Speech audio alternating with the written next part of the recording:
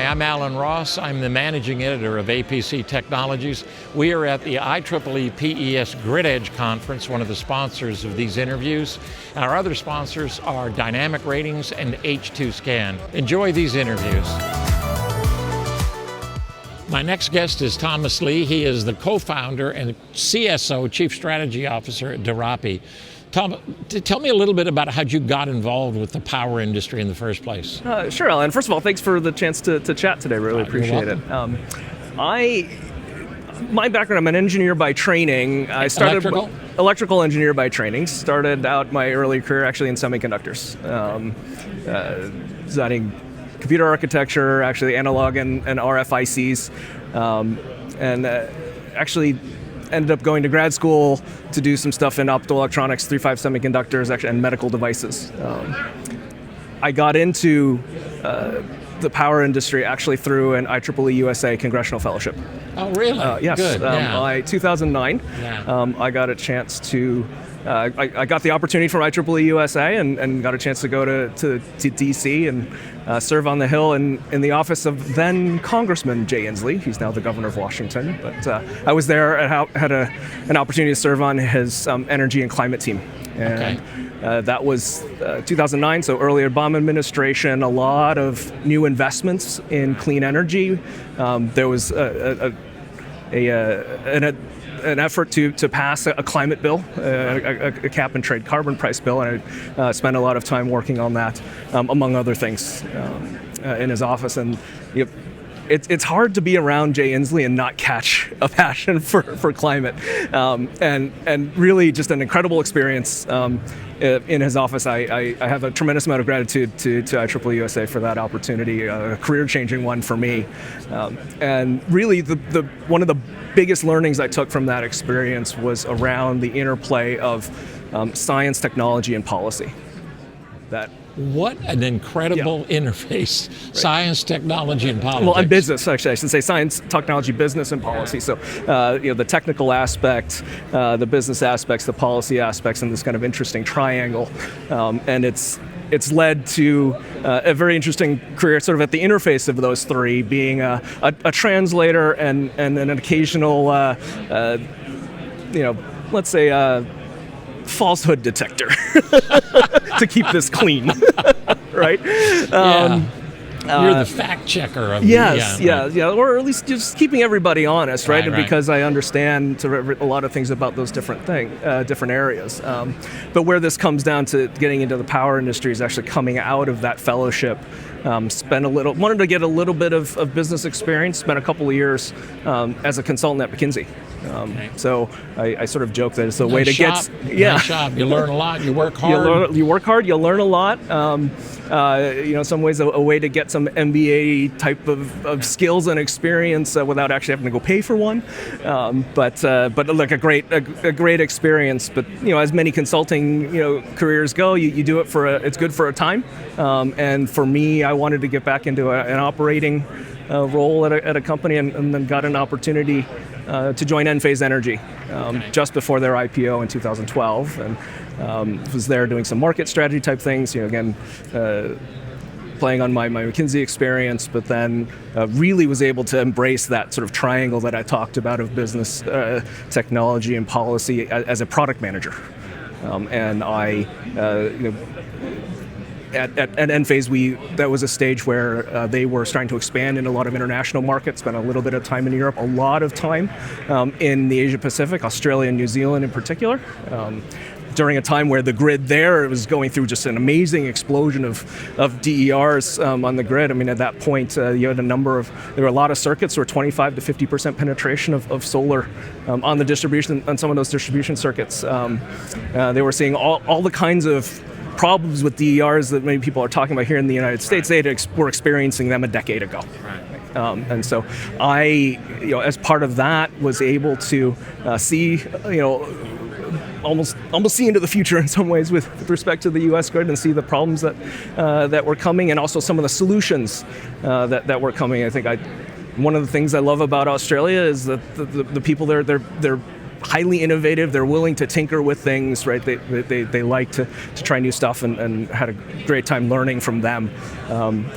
with Enphase, I launched multiple generations of their microinverter products, also launched their first battery storage product into Australia in 2016. It's called the AC battery. It's got the first version of it, about a microwave-sized battery, 1.2 kilowatt hours with an Enphase microinverter inside of it, and had learned a lot, about how to launch products, how to work with utilities, how to bring new technologies into market, and it was just a great ride. I have lots of great memories from my time there, and. But as careers go, one must move on, and eventually, after Enphase, went to spend a little bit of time back in consulting at a firm called Stratagen, specializes in energy storage. At this time, largely in energy storage and grid modernization.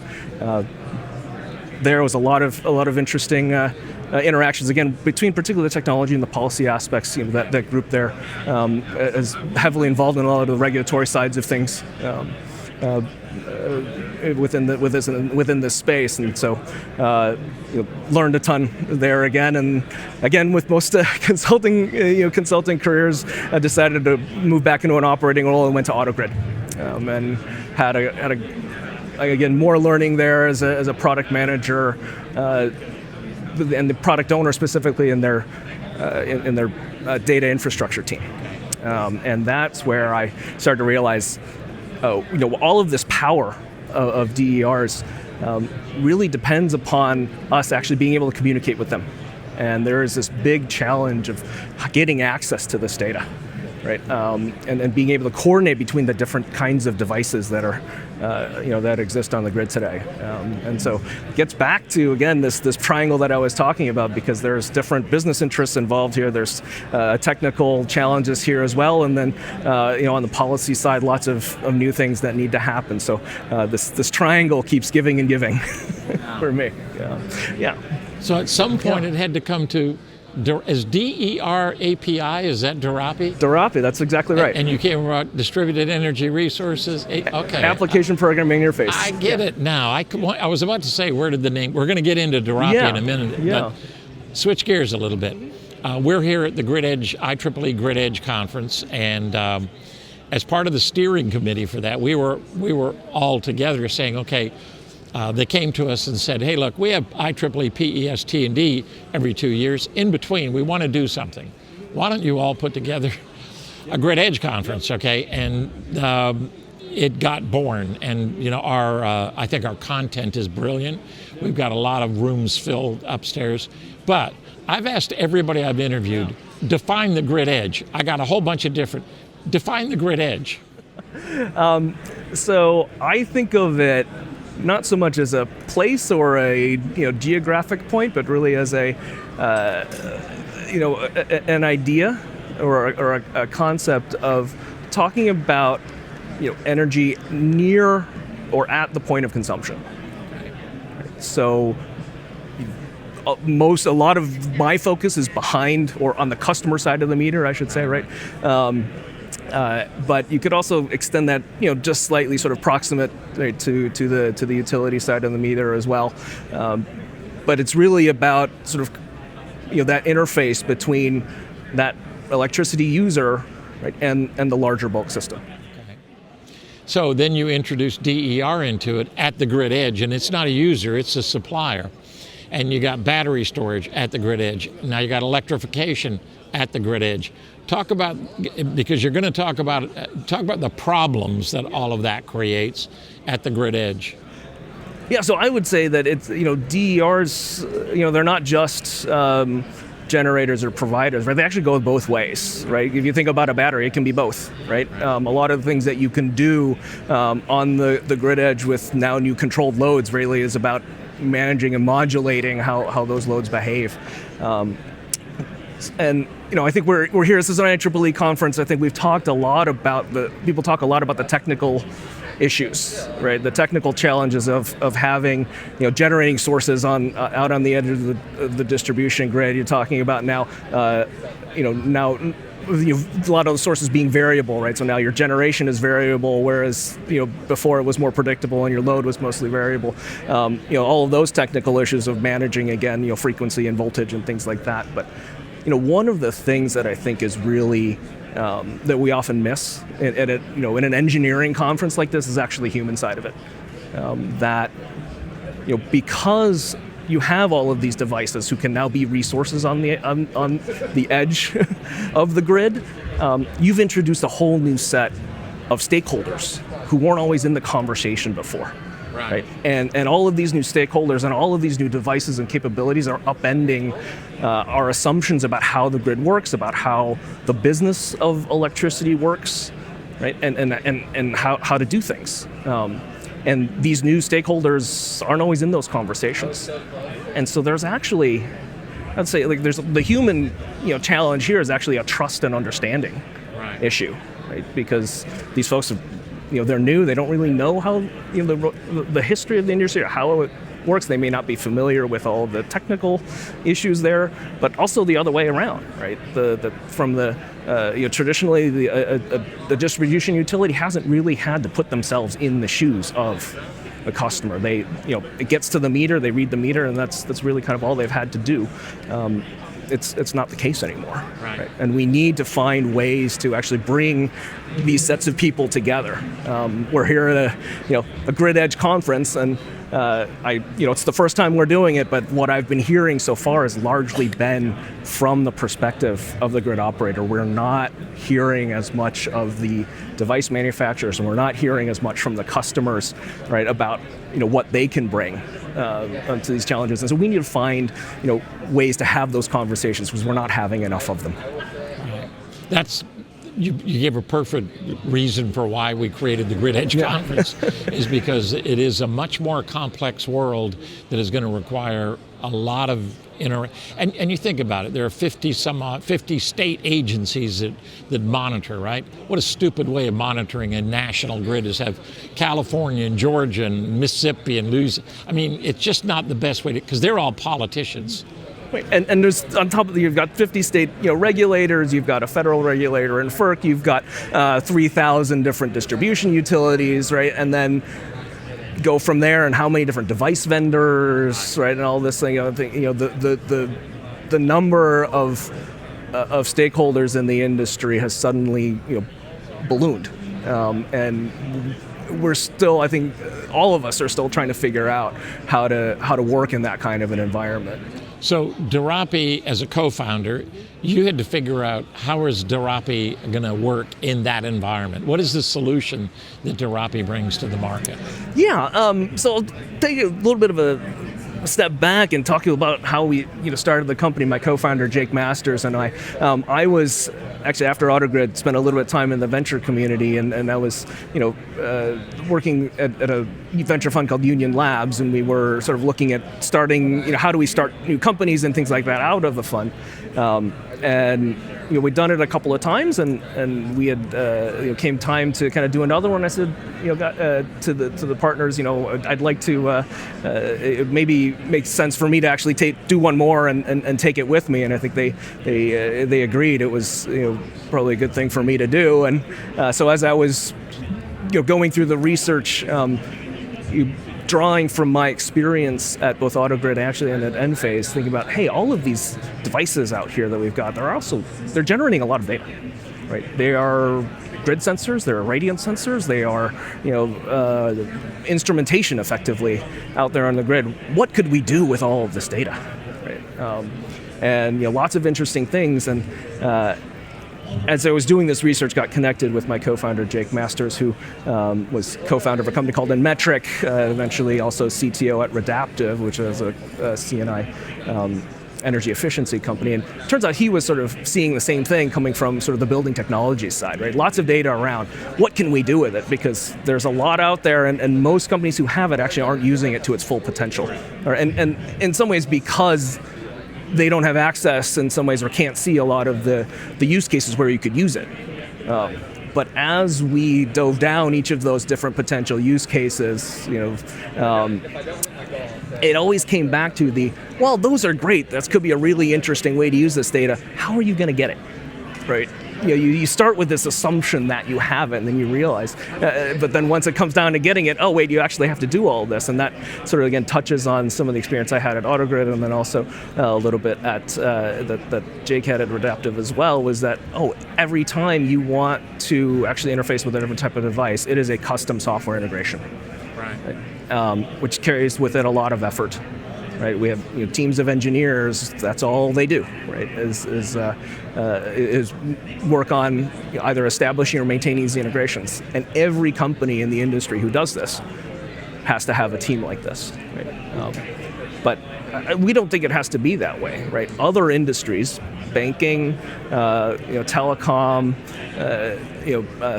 enterprise SaaS, they all have solutions where people have kind of brought these things together and provided a single interface to do that. In DERs, we don't have this yet, and so it made sense that actually we should provide this because it's a barrier to scale for the industry. So what Derapi is a unified application programming interface for DER software developers to get access to a multiplicity of different DER device vendor clouds. Right? So call it the universal API decoder ring, if you will. The DER with decoder ring. Yeah. So if one example from another industry, a lot of consumers might understand, is a company called Plaid, right? In the banking space. So if you are connecting a finance application, Venmo, PayPal, right, Mint for your personal finance, these sorts of things, to one of your bank accounts. Right?